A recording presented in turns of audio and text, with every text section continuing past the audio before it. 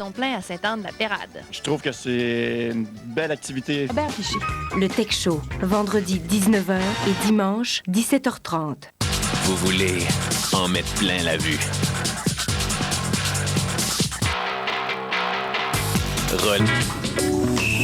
Télé du futur avec notre chroniqueur Marc Gagnon. On explore les coulisses du Biodôme de Montréal et on rencontre le commandant Robert Piché. Le Tech Show, ce soir, 19h. Faut-il toujours croire ce que l'on lit dans les journaux? Bien sûr que oui. Je crois qu'on tient la couverture de la semaine. Ne ratez pas la une sur les ovnis. Le courrier des lecteurs traitant des monstres et de lutins. Je suis peut-être à moitié porc, mais je suis aussi à moitié homme. Et le cahier spécial sur la réincarnation. J'étais tellement sûr que ce n'était pas surnaturel. Les chroniques du mystère. Ce soir, 21h, à Z. Ward Chronicle, que désirez-vous? Plein Gaz fouille pour vous tous les secrets des véhicules automobiles et récréatifs. Plein Gaz pour connaître tous les développements de la voiture d'aujourd'hui et celle de demain. Plein Gaz pour faire rêver de confort et vous emmener dans des endroits peu connus du sport automobile. Plein Gaz, un rendez-vous cool à Z. Plein Gaz, jeudi 19h30 et samedi 13h.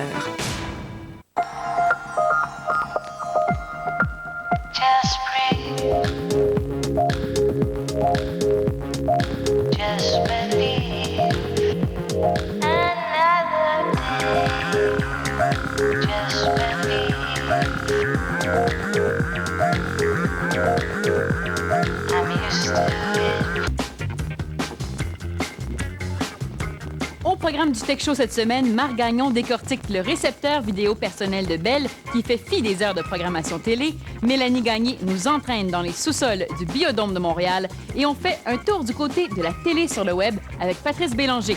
Également en entrevue, le commandant Robert Piché qui nous parle de l'ordinateur dans lequel il vole.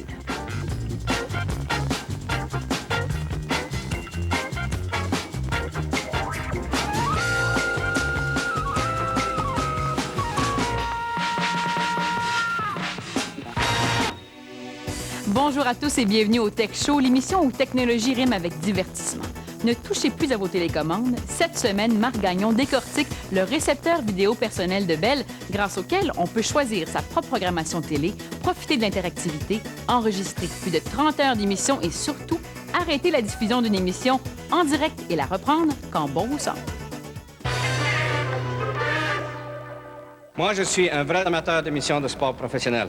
Un vrai.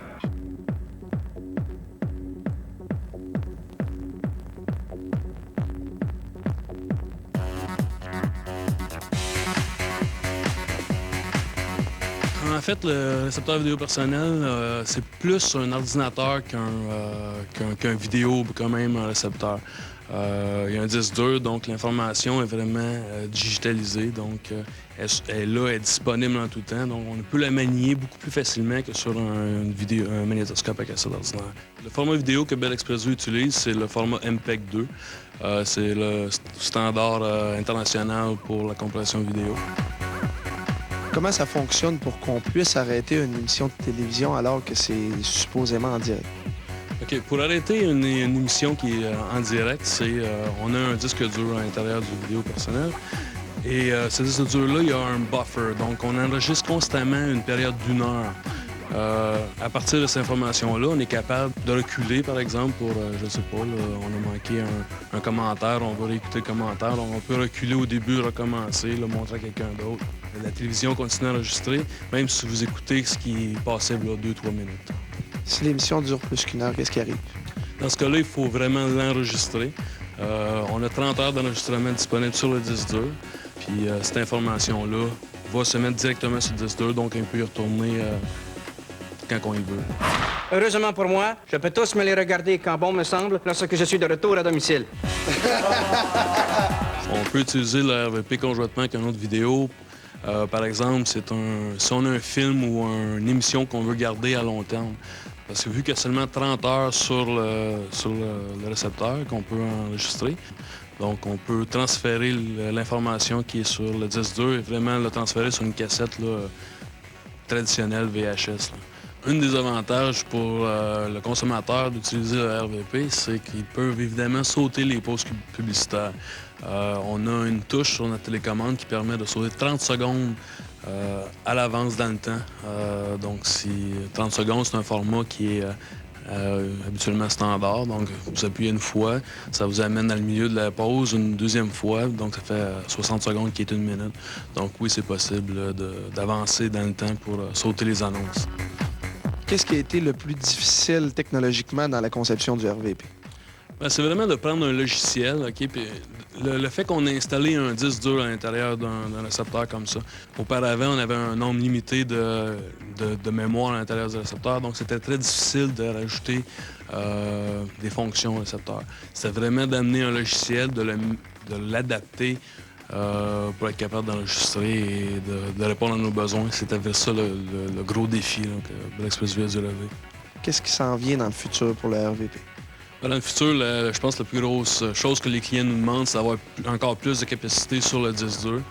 Il va y avoir sûrement un plus gros disque dur qui va être mis sur le marché. On va probablement encore plus d'interactivité. On a lancé la télévision interactive, donc on a la météo instantanée et les jeux LudiTV qui c'est un petit peu un arcade à la maison qu'on peut jouer directement sur notre TV.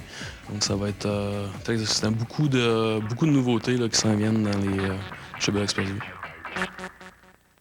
Cette technologie va faire perdre du terrain aux téléhoraires et au concept d'heures de grande écoute, mais que vont inventer alors les diffuseurs pour nous convaincre de regarder des émissions en direct?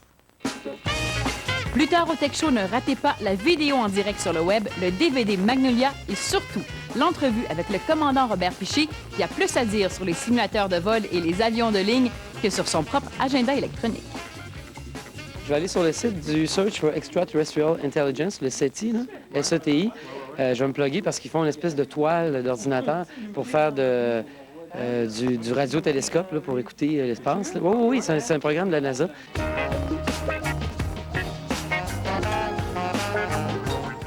Saviez-vous que dans le monde, les centres comme le Biodôme se comptent sur les doigts d'une seule main? Maîtriser sous le même toit des conditions aussi différentes que le monde polaire et l'Amazonie relève de l'exploit, sans compter les systèmes de filtration pour reproduire l'eau du Saint-Laurent.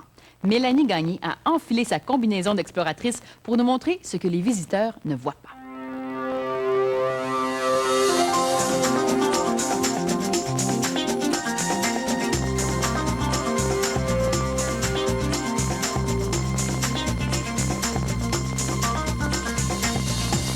On est ici au Biodôme. Il y a combien d'écosystèmes différents?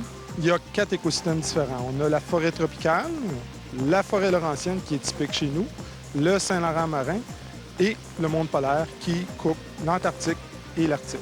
Au Biodôme, on a un système central informatique qui contrôle toutes les conditions des écosystèmes. On a des ordinateurs centraux, on en a 18. Donc ici, à ce temps-ci, on simule l'automne. Donc, on se sert de la température extérieure et on essaie de maintenir les conditions les plus froides pour faire la dormance éventuelle en janvier-février où on fait la dormance de 8 semaines des arbres. Pour ce qui est de la forêt tropicale, il fait drôlement plus chaud qu'ici. Il faut aider la nature un petit peu. Oui, quand on veut créer un climat tropical, donc ça prend des conditions spéciales. On humidifie, on chauffe énormément, on maintient des conditions d'ordre de 21 à 23 degrés Celsius avec un taux d'humidité de 70 %.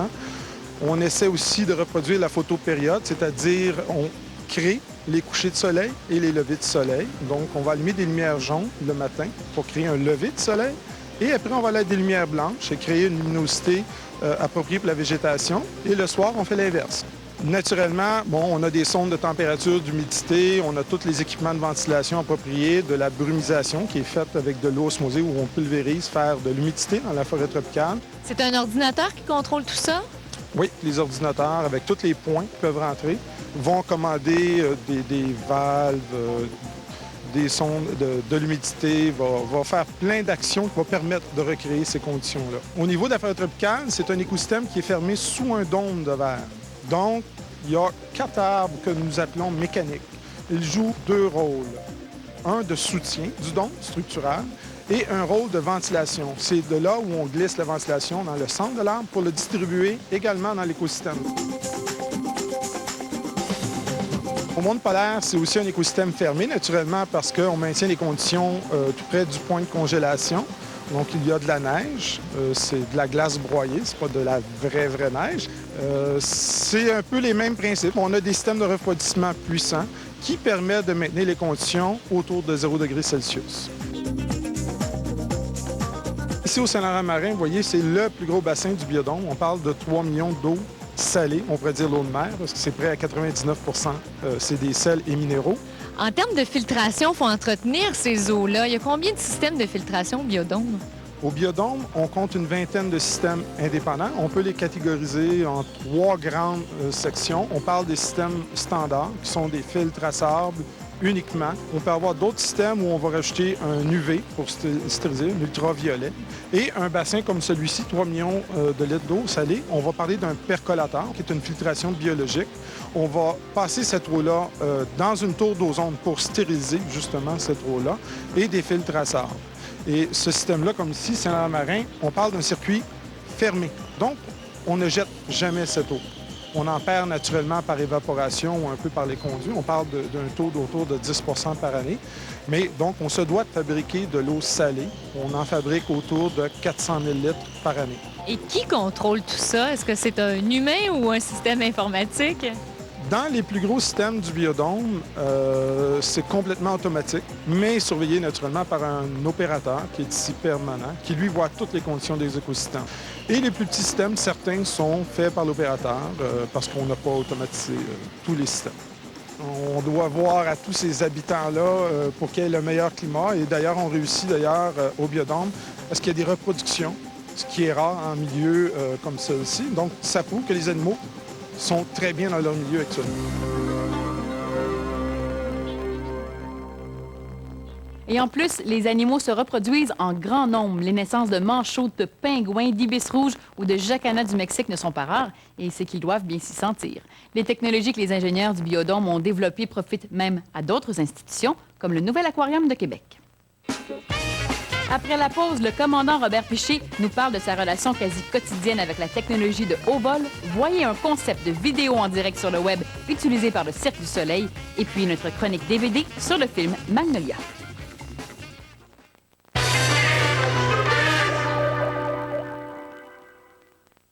Le Hot Wars, 22h. Lex, 23h. Je crois que Mme McDonough donnait une certaine classe à la période des questions et à la Chambre des communes. C'est une politicienne. Mais c'est quelqu'un qui n'a pas un os partisan politique dans le sens bas du mot. Et on ne l'a jamais vraiment vu, d'ailleurs, dans ce genre d'esclandre qu'on voit à la Chambre des communes où ça vole très bas parfois. Et Mme McDonough, parfois, ça volait même un peu trop haut et ça cassait un bon rythme que les partis d'opposition pouvaient avoir pris. On comprend que M. Chrétien a souvent apprécié Mme McDonough parce qu'au moment où tout le monde lui tapait dessus sur, par exemple, les subventions aux ressources humaines Canada, le NPD a décidé qu'il ne s'embarquait pas là-dedans. Alors que tous les partis